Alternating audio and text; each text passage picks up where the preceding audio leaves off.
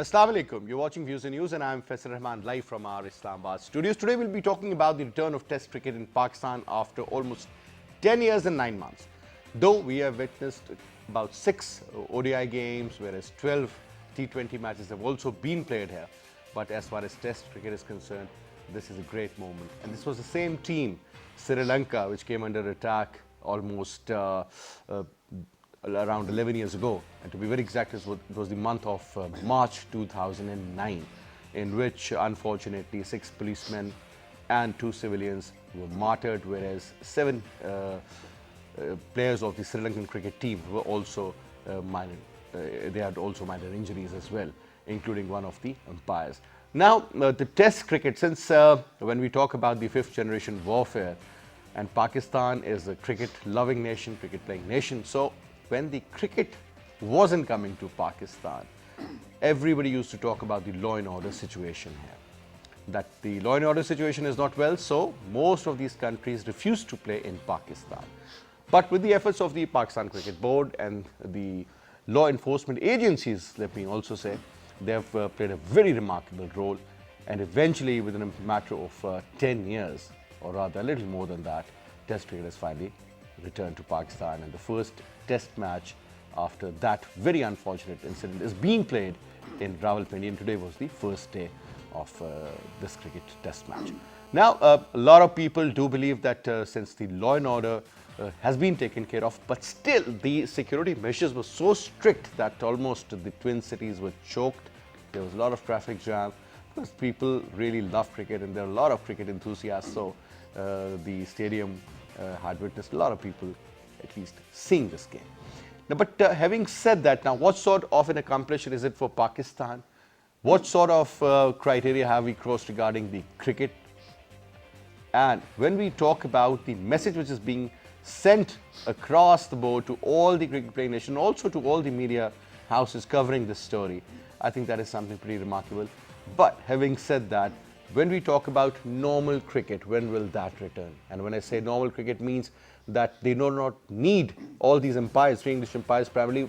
Somebody was saying that they were practically having the protocol of any head of state in Pakistan. So you can well imagine 30 of these cars and buses, they were all full of security forces, which were basically looking after that whole area when they were coming to play the cricket.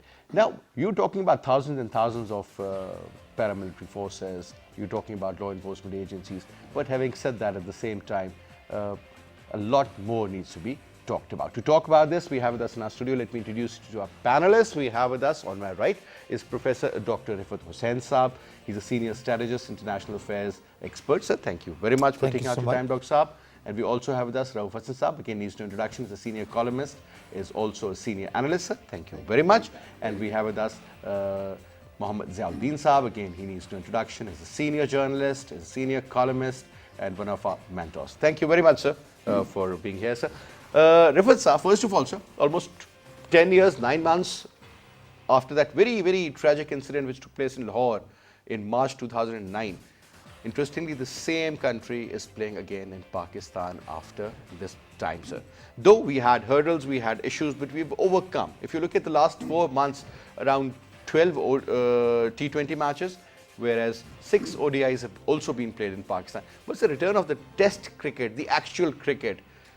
What is that supposed to mean for Pakistan, sir? Well, as somebody who has played cricket and loves cricket, and I think it's a great news for Pakistan, the return of Test cricket. Cricket is in the blood of your family also. Well, you may say so, but and I have lived in Sri Lanka for 3 long years, and where I have watched cricket being played, and the Sri Lankan fans are no less crazy about cricket as compared to Pakistan. So it's a good news for the Pakistani cricket, but I should also say this, that it also has caused a lot of discomfort to ordinary citizens, because people were, because of the extraordinary security measures, which we understand, because about 10 years ago. I'll just give you one example. The general public was supposed to park their cars in the parade ground Yeah. and walk all the way from. I mean, there were shuttles basically, but still there were less shuttles, more people. Yeah. There was another chaos there. So, and the government didn't want to take any chances about the occurrence of any untoward incident, as it had happened in Lahore when the Sri Lankan team was attacked. And now we know that that was not an ordinary incident, that was an orchestrated campaign whereby not only Pakistani's enthusiasm for cricket was under attack, but also there was an attempt to isolate Pakistan from the international cricket tournaments.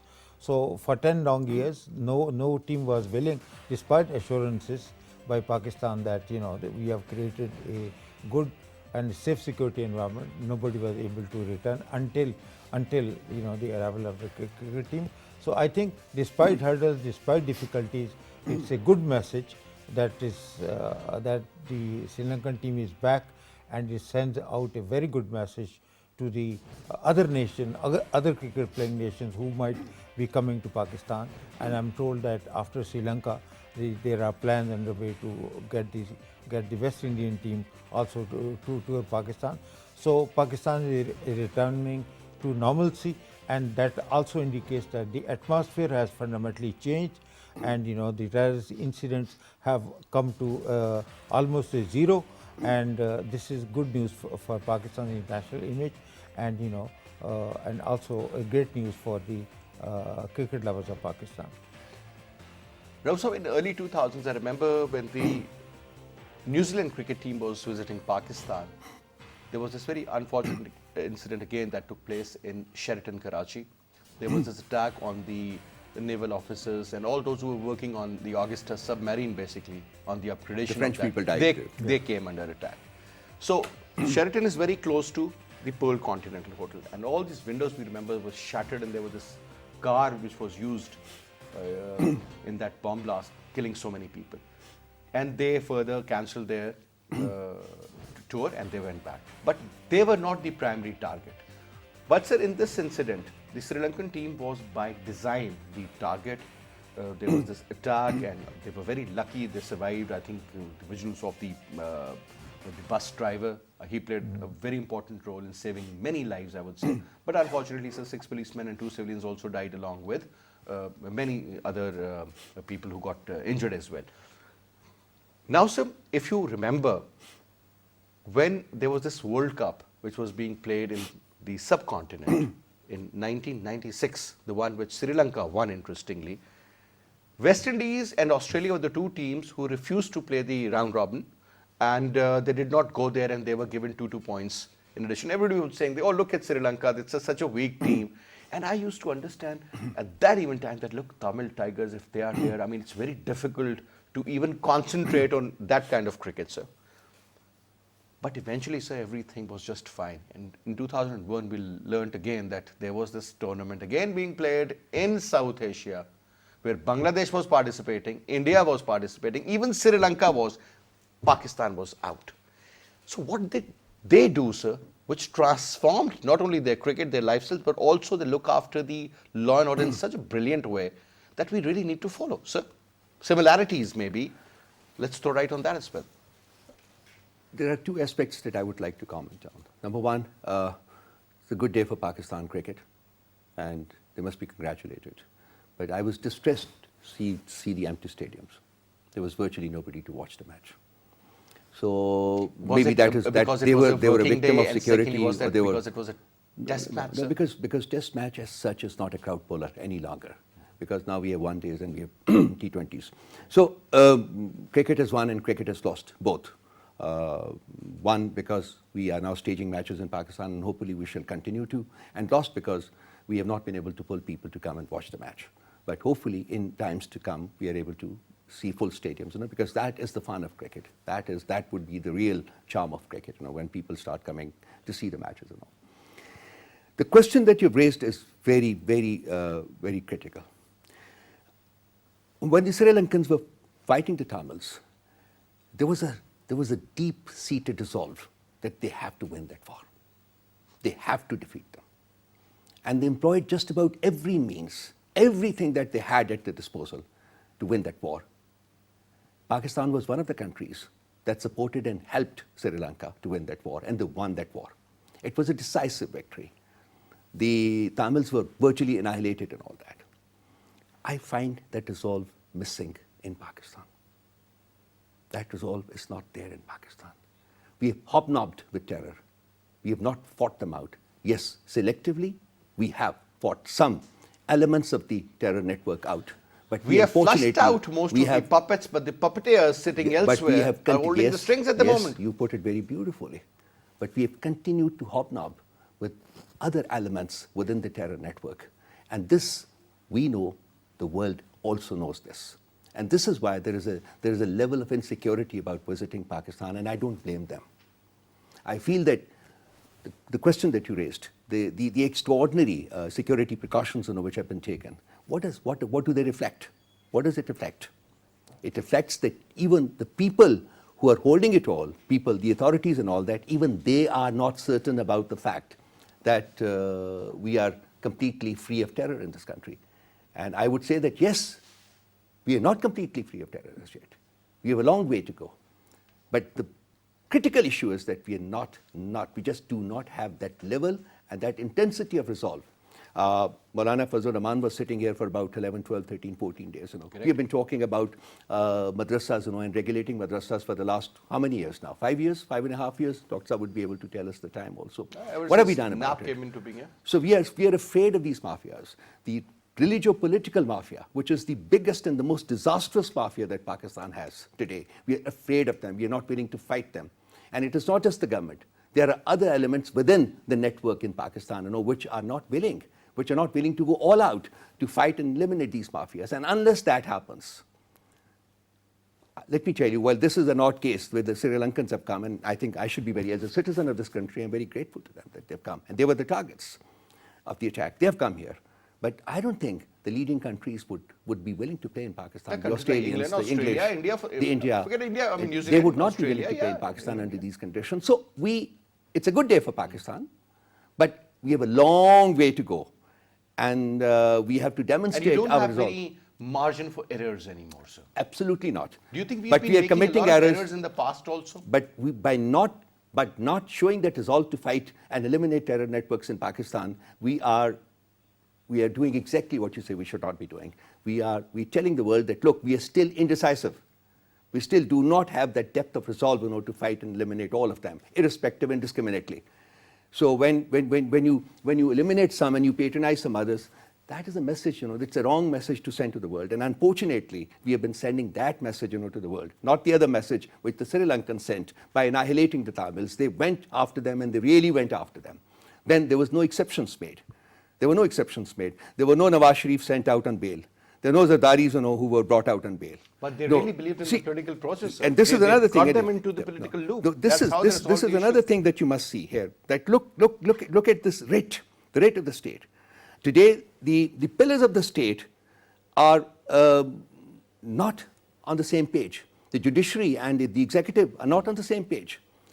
The cabinet decides that we are not going to, remove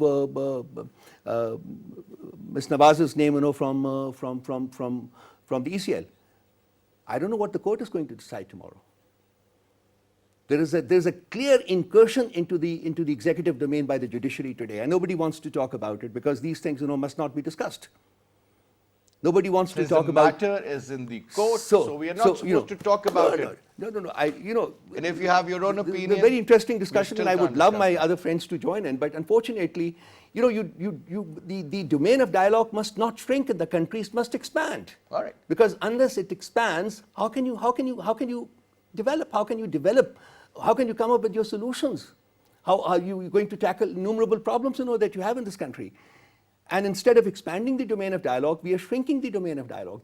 There's much more that we can't discuss as compared to what we can discuss. All right, sir. So that is really not That is something very valid. Now, Zia Saab, cricket under these given circumstances where the entire area, I'm not talking about the cricket ground, but at least few kilometers on the east, on the west, on the north and the south, that's been cordoned off practically. absolute choke on the roads, this is a reality, sir. Now, the channels do not need to cover that. Social media is good enough to show the right Yeah. picture. What my point is, sir, cricket under these circumstances where you have about 30, 40 vehicles, if not more, of rangers, army looking after the cricket ground primarily. They have taken over the security. Police, other law enforcement agencies, bringing the cricket teams to the cricket ground and taking them back and then staying there as long as the match is on. That impression is better, or no cricket is better, sir? Well, I'm very happy that we see the test match back in Pakistan. I've also played cricket a lot. I think we I all think have we played all have cricket, played sir. I cricket, think all of us have played cricket. There's hardly a Rahul Pakistani Bhai who was not hasn't there. played That's right. cricket. Since it is a since the television, you can play the cricket match wherever you want to, but you can see it in Pakistan. I mean, just now, the last Australian visit, I saw all the tests, all the matches, the 2020, the one days, and the test matches, And I enjoyed it, even though they were not being played in Pakistan. what a debacle it was, sir. But then again, I'm sure then again- Riaz have loved Warner's innings, I enjoyed it, even the debacles. But then again, see, the cricket as a game has become highly commercialized. It's the gate money which counts. That is the major reason why we would like matches back in Pakistan. We were losing a lot when we were playing in Dubai, because perhaps we had to share money with Dubai on the. in Obviously, when every you're talking match. about neutral venue, that's the way So, it is. And then if, as you said, today's match, today's the first day of test, the kind of attendance in the stadium was Miserable. nothing. There Nobody. was nothing there. Nobody there. And the kind of traffic jams, traffic controls, where it appeared as if the match is being played under highly, it's almost like it was almost like a jail khana in which the match was being played. Under martial law and under curfew, let's put it this way, Yeah, somewhat that like was that. a kind of it was under a curfew, and that perhaps has to be that situation has to be improved to make cricket again commercially viable in Pakistan, for people to go and see it. See what I mean? These test matches, the 5-day test matches, used to be picnic for Pakistanis. Everyone would be there. I mean, even during the working days, there'll be rush in the stadium, and that would be a picnic. People would watch sessions, yes. It was a spectator sports, and we enjoyed it. That has to come back. And the one days, they're fantastic. They have to come back. The 2020s, they have to come back. And for that, Triangular we series have to and so keep on. much. I'm sure, I mean, as Rauf Sahab said, I'm rather not very hopeful that other major countries would still be back in Pakistan. Because my actual point was that if somebody sees this on TV, well, the Sri Lankan team was taken from that hotel to the cricket stadium under extreme security measures. So when you show that visual, that there are police cars left, right, and center, and areas are cordoned off, and then there are a couple of buses right in the middle, and so even from the player's perspective, sir, I mean, if I'm a player, I would be scared even Yes, then, yes. I mean, so my nerves won't be working, so I won't be able to deliver. I'm talking about professional level cricket here, sir. But where these just a things week matter. back in Bagram, when the state Secretary of State was visiting, the American Secretary of State was visiting, there was a bomb blast. I mean, if you can do it in such a highly security Militarized area. militarized position, we are open. I mean, these mad extremist people can do it. So we have to be very careful on that. And it will take some time for us to be back to normalcy. So when you look at the social media, First, Dr. Saab, Dr. Saab, please. there were Okay. 2 points that I wanted Yes, to make. please. One is that because Test cricket or any form of regular cricket, apart from these one-days matches or PSL is going to Or stay, regional tournaments or primarily, regional yeah. tournaments, because cricket has been so long absent for almost a decade from the Pakistani viewers' mind, so that they have gotten used to watching matches On TV. on TV. That's one. The hassle on top. The hassle on Just top. to avoid that, So, I mean, they so would which prefer that means as well. that, you know, if this is the beginning of the revival of the Test cricket in Pakistan, so it is going to take some time for the viewers to develop their interest and, you know, come to the stadium. And the most discouraging aspect was the extraordinary security measures that were taken, which you described very well. So I But think, do they have any other choice, sir? well, there is always a choice. You can have a non-intrusive security surveillance mechanism in place. You do not have to send, you know, vehicles, security vehicles braying, or, you know, so there are ways in which you can monitor the security mechanisms without making the physical presence of the security people so obvious that it will block the roads, and it will send a clear message that, you know. Dr. Sahib, this is I'll the kind just give you another example. Again, as I was told by a lot of people, since I was concerned, I just wanted to know what was happening out there. So somebody told me that this Pindi Cricket Stadium, on that close to Nawaz Sharif Park, it still has that food street all around. Like, you know, you get all the traditional foods and everything. And the shops around that area, not only around that stadium, but in the vicinity also, they were forced to shut down for the next 5 days. Now, look at the way the businesses are. I mean, people still think otherwise. And everything comes on social media now, you know, and people would show you the real picture. That is what happened You at can't Zafi hide it Stadium, if anymore. you remember that, when the... But Faisal, because it is the same Sri Lankan cricket team which came under attack. There was a terrorist attack, as I mentioned earlier. So the government didn't want to take any chances. If something untoward were to happen during the course of the remaining days, so then all bets are off. So the government went out of its way to secure the venue and the surrounding areas, including the shops and, you know, and things like that. So what I'm saying is that it's a step in the right direction, but it's going to take time before we can return to complete normalcy. Now the second thing that I want to comment on is Arslan Sahib has said that we have been hobnobbing with the terrorist forces. But if you look at the statistics, the graph of the terrorist incident in Pakistan has come down to now almost zero. And, you know, It went down like this. It went down like this. So, which means that there was a tremendous effort which was mounted by the security forces, including the law enforcement agencies, whereby they were able to deal with major terrorist groups in a most effective way. Either they were put behind the bars, or they were killed, or, you know, and we paid a very heavy price for this. We love to talk about 80,000 sacrifices, but the fact remains that Pakistan has fought a successful war against these terrorist groups. Now, Long war.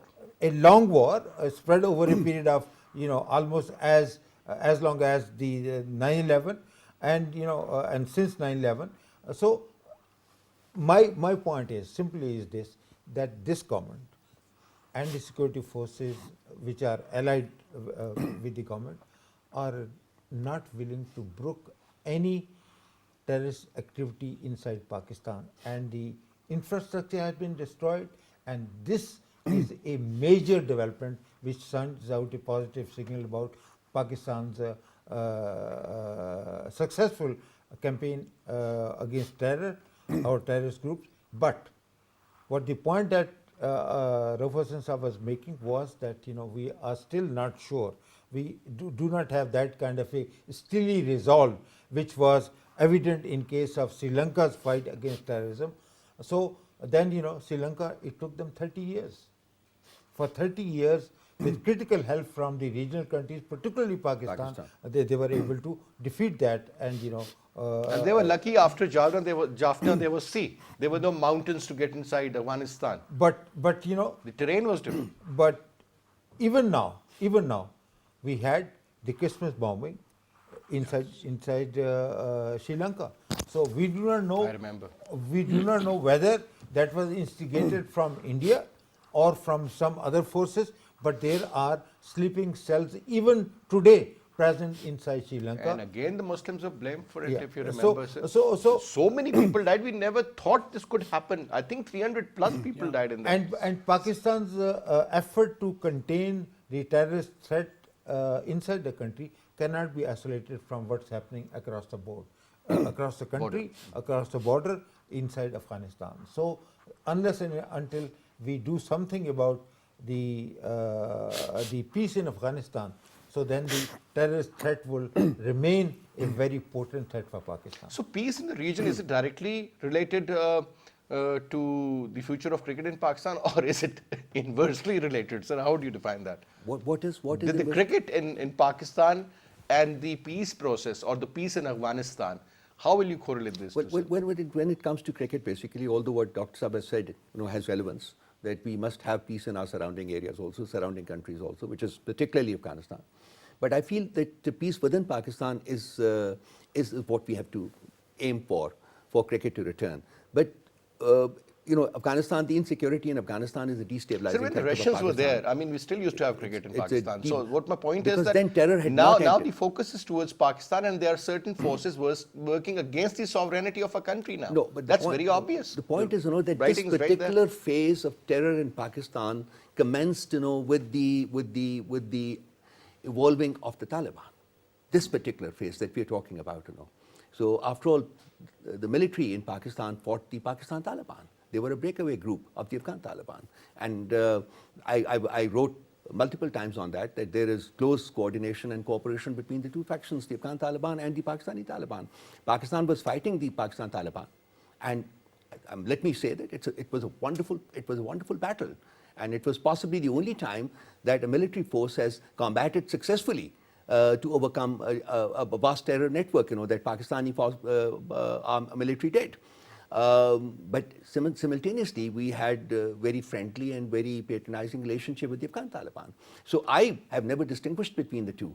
To me, they are one and the same. But, well, to the state of Pakistan, they are two different entities. One was fighting against the state of Pakistan, so an enemy. The other was not fighting against the state of Pakistan, so not an enemy. But how do you distinguish that? Is that the right criteria? To me, that is not the right criteria. It is the tactics, it is the implements, it is the mindset that they have, basically, which determines whether they are a terror network or they're not. So to me, basically, the virtually no difference between the two. For example, So if they are I feel following a that certain agenda this is the which reason. is right for themselves, but they're not bothering you. So why to bother them? They will bother you at some point in time. Right now, basically, these conditions are such, that they're not bothering us because they need Pakistan. They need Pakistani support. So you Pakistan believe is they the are only still country. a potential threat? Yes, basically, Pakistan is the only country which has supported them, continued to support them. Our current Prime Minister is on record to have been the only one, saying that, they should be talked to rather than, fighting them. He's on record to have stated that. So the Taliban have a lot of regard for Prime Minister Khan. And People used to make what fun he's- of Imran Khan that he wants to have an office of Taliban in Islamabad. And this Nobody is, talks about the this office in is- Doha for that matter. This is the So- reason why Pakistan has been able to play such a pivotal and such a critical role in brokering a dialogue between the Taliban and the US. This is why. So it has come in handy. So that's another thing, basically. But when it comes to policy making, the state must have a clear policy with regard to who is your friend and who is not your friend. You can't discriminate among people of a similar kind, labeling one part as friend and another part as an enemy, and you wage a very successful battle against the one that you want to eliminate, Pakistan Taliban. And you do not even take on the others whom you consider are not your enemies or even as your friends. So my comments, with regard to a lack of resolve pertains to this particular aspect. I'm in no way diminishing the fight that the Pakistan military put up in demolishing and eliminating the Pakistan Taliban. It was a great fight, and possibly the only successful fight in the annals of fight against terrorism. But simultaneously, I would say that there are multiple other groups, multiple other sort of actors who are still there, and they are dormant right now. But it does not mean they're going to remain dormant. Whenever they get an opportunity, whenever the state of Pakistan shows any weakness, or whenever there are these threats which are looming right now, they materialize. For example, maybe from the west, across the western border, or across the eastern border, wherever. Then these dormant cells, they will come to life. And they will play a negative, destructive, terrorist role against the state of Pakistan. So the important thing that remains is that you have to completely eliminate these people. You have to completely eliminate all of them without any discrimination. That, to me, is still an issue with the state of Pakistan. And second is the National Action Plan. One of the fundamental recommendations in that was to regulate the seminaries in Pakistan. We have still not been able to do that. Look at Maulana, why was he here? Was he here just only to give relief to Nawaz Sharif? No, they were fighting for their economic survival because that is where they make money. Exactly, because that is where they make you're money. holding them That from is where here. they indoctrinate the people, basically. So, but I think that is where I feel. I fail to understand. I mean, religion and politics, this is what they separated, so they are what they are. Religion and politics, combining religion with politics. But when you're telling that your own prime minister is a Jewish agent or something of that sort openly, that in Islamabad, and those poor followers actually believe because they look up to you in every way. Combining religion and politics has been one of the fundamental unmaking. So that it's is constituent of Pakistan's problems. And even now, we are not taking any steps to disconnect the two. Now, let politics be you politics. raised a very important point to put your own house in order. So this Maulana Qadri, I'm not talking about Tarul Qadri, the other one. He was again giving a sit-in, if you remember, in just next to this Faizabad bridge, sir, if you remember. The entire city of Islamabad and Rawalpindi, they were choked. The distance, which usually is for half an hour, would take 3 to 4 hours because of those goons sitting out there. Now, the interesting point is, sir, that person openly says that whosoever plays cricket is a non-Muslim. And then he would ask those people, see, who plays cricket? They say, who started in England? So who follows the West? I mean, is a kafir.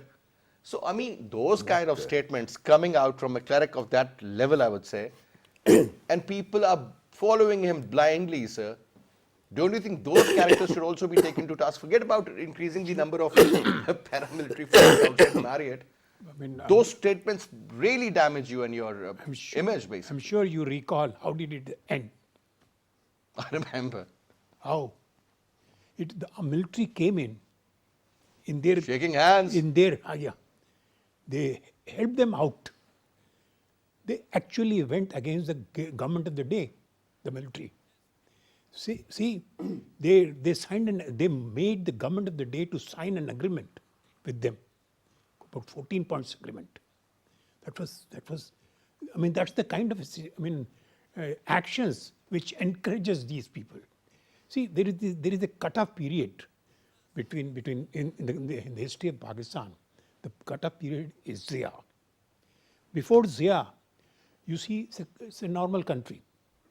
It's almost like a peaceful country, and we were almost. And you were growing, and you were fine, yes.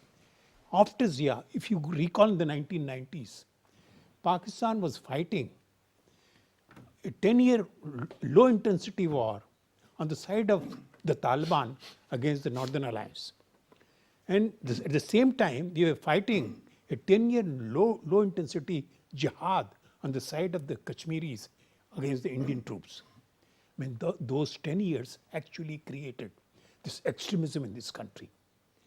The Pakistani army has to decide. Was that the reason no single civilian government could complete this Yes, tenure? obviously. And the Pakistani army. Nawaz Sharif. Yeah. Bibi, Nawaz Sharif.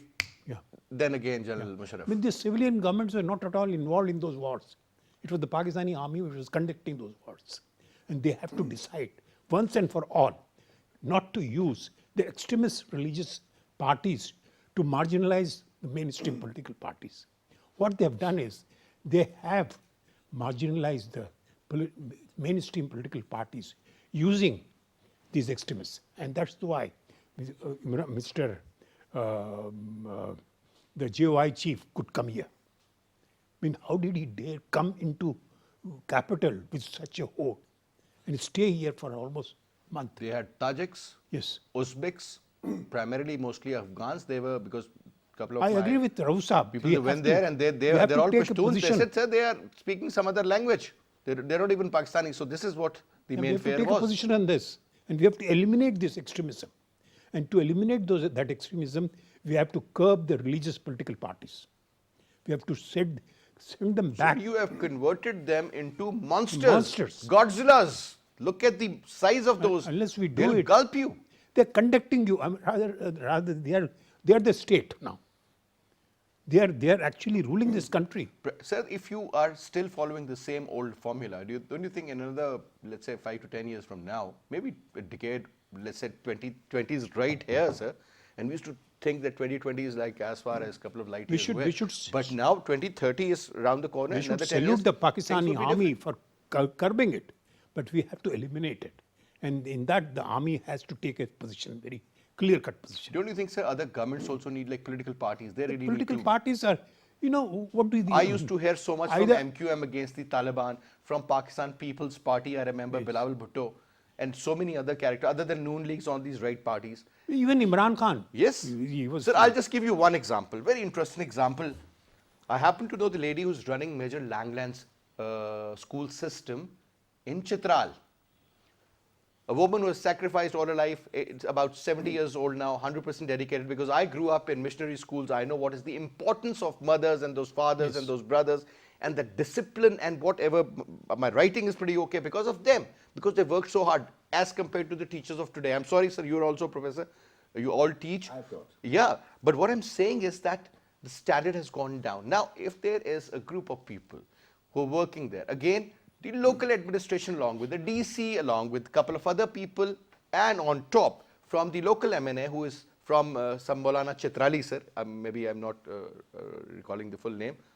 He is a part of the deal, and he says, I'm just giving an example, that you guys, for us, I'll make sure that you run away and we'll take over the system. There are around 1,000 students studying there just because these people who have set standards of Mr. Langland, I mean, we all know, I mean, we should be really thankful to him, because they've set a benchmark and they do not allow anybody to cheat, or they do not accept anybody below a certain level. Now, let's suppose if they go away. I mean, this is not their country, they're doing us a favor. And do you think Maulana Chitrali is going to run that, sir? No. Now, what I'm just giving you an example. Extremism, use of the religion, use of that kind of force against foreigners, and God knows how he is, definitely polluting the minds of the local people out there, sir. No, anybody who is conducting their politics in the name of religion, particularly the preaching of violence against against a fellow citizens, was to be made target of the NAP original campaign. If you look at the NAP 20-point agenda, Sir? which was announced almost now 8 For years, 5 years. 8 years ago. So It's been 8 years. 8 years. Not really 8 years. It's been less than that, a little. 16, 2000. It was during 14, Nawaz, 2014. So 14, 5 years. 14, 5 years. uh, 5 and a almost half, 5 6 years, years. yeah, almost yeah, almost 5 years. Sir. So 5 years is a long enough period for us to see what are the flaws of the National Action Plan, and one of the key points of these 20 points, the several key points are related to the non-kinetic use of force. Absolutely. For example, preaching of hate was declared a crime. Use of the loudspeakers Yes. to for doing sermons. Why can't we have a universal sermon every week? So which essentially means that some of the key points that were mentioned as the National Action Plan were not implemented, even though there were benchmarks that were set up against which there's a lot of resistance, a lot of hindrances. No. But the point is, if we have to eliminate the extremist mindset, and particularly have to take violent bold steps extremist for that. mindset, so we have to implement all the points that were included in NAP's original 20-point agenda. But none of those points have been implemented, or the government has taken its eyes off the ball. Absolutely. So which means that we have a national action plan, but the failure lies in its implementation. And That holds the key. That holds the key. Now, sir, the failure, obviously, no matter how perfect a document looks like on a piece of paper or in some other visual form, sir, but at the end of the day, implementation matters, and that holds the key. That is the most important part. In this particular case, what we witnessed, primarily those points which were regarding religion, whether it was about money laundering, was it about the terror financing, or about the documentation of the madrasas. That's where the problem started. Do you think, sir, the National Action Plan or whosoever is a part of that deal or that organization, they have enough capacity to do so, or is it just a group of people sitting in a nice air-conditioned office having nice coffee or something? So that's it. Look, I think I always want to discuss it in the larger context, and how and where did the problem actually start? The problem started back in March 1949 when we adopted the Objectives Resolution forcing the state of Pakistan to wear the apparel of religion. And I remember the speech that the leader of the opposition, who was a Hindu guy by the name of Chandra Choppapadhyay, which he delivered in his opposition to the adoption of Objectives Resolution. And he said, "Don't take my dignity away to call myself a Pakistani." On that day, we divided the people of this country into Christians, Muslims, Hindus, and Sikhs. They were no longer able to call themselves Pakistani. That is where the cardinal issue lies. And it starts from there. And then, of course, the history. What happened, although the one fact correction, but I'll come to that later. Then, when you declared the Ahmadis non-Muslim in 1974, we did not have a military government. It was the so-called elected leader of Pakistan, Zulfikar Ali Bhutto, who did it. And he went on. A very secular man. Secular, understandably a very secular man. We banned liquor, consumption of liquor in Pakistan, while he continued to enjoy his whiskey every evening. That is the level of hypocrisy that has been exhibited in this country. And of course, General Zia came, and then he was the one who actually, who just perpetuated it as much as he possibly could. So, the military is responsible, the political leaders are responsible, so many other institutions are responsible. But the point that I want to make is that radicalization runs deep in the veins of this community, this people. And you've also let it grow. You cannot, you have fed it. You cannot just say that we have fought off the Pakistani Taliban and we have gotten rid of this. No, we have not, because it runs deep. And they continue to be indoctrinated because of these madrasas, where these people, some of these people who came here, I went there myself and I spoke to them.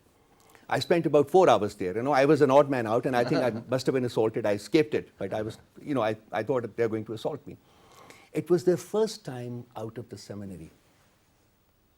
Imagine. Their first time out of the seminary, and they were mindset are you looking at this then? place. Oh, yeah. This is a city? Yes. This can also exist, and look at the things that they were doing. This is the life they have. They're virtually born inside the precincts of the seminary. They grow up there, they die there. And they are indoctrinated every moment of their life. Now, where is the state's frit? Where is the state's resolve? And I don't attribute this to anything other than a lack of resolve and will. And that's where the role of the madrasa reform comes absolutely, in. Absolutely. It is one of the priority You things. have to bring in those reforms sooner or later. Sir, there is no other choice. See, number one, you divided the society. The sooner the better. And you continue to divide the society because you let it germinate.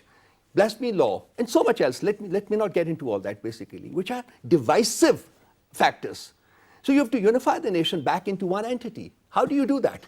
You can't live with these and have unity. But where is that leadership? About the nation? Where is that leadership who will have... The young doctors versus the young lawyers. What the hell is happening in this country? Both of them, because of their problem, innocent Pakistanis were killed. Do we have that? As happened today in Lahore. Do we have that will? Sir. Do we have that character? So these are the educated people, the doctors and the lawyers. Forget about the rest. Do we have that moral stature to go back in history and say, this is where we made mistakes, I really like and we must go back and sort of correct these mistakes? Economy is not the problem of Pakistan. Morality is the problem of Pakistan. Let me just finish it with one thing. Basically, you can't treat cancer with aspirin. Simple as that. You need to understand and diagnose the right issue rather than go back in time, go back in history, and begin where you started making the mistakes of dividing the society. Sir, closing remarks from you, sir. Just telling Mr. Rauf, we're coming to this program. I quoted Atif Mia's recent article. Yes. He says that we can fix Pakistan's problem if the Pakistani leadership were to have the courage to control the land mafia, the sugar mafia, and the extremists. These are the three things. Religious land mafia, sugar mafia, and extremists. Religious mafia. Okay. No, he's used the term religious mafia. He says that then we Absolutely can, right. But then again, Absolutely can you control these That's three right. without the cooperation of the army? I don't think so. Army is everywhere. Sir, Army has the is- biggest. The you role know, is overstretched, sir. Army has the biggest conglomerate. Is the biggest business conglomerate in this country. So you have to have the cooperation. In the first place, they have to understand this whole problem, and then cooperate to release this country of the land mafia. Riaz Malik has bought everybody, everyone in this country. You have to take care of that. Sugar mafia, every politician, even the army has a sugar factory. They were paid $100 per ton about 5-7 years back to export sugar. See, when you're paying subsidy to export your product, which is And then you're buying it again which at a is- much higher price.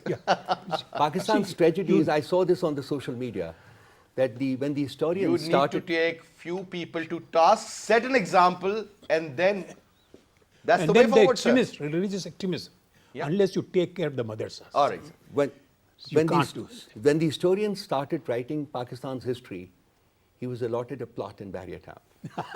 Well, sir, that's why the history started, I guess. That's it. Anyways, Zia sir, thank you so much, sir. Pleasure. Dr. sir, it's always Absolute great to see you. Dr. sir, thank you so much for coming. And that's all we have for this hour. I'll see you again. Till then, you take good care.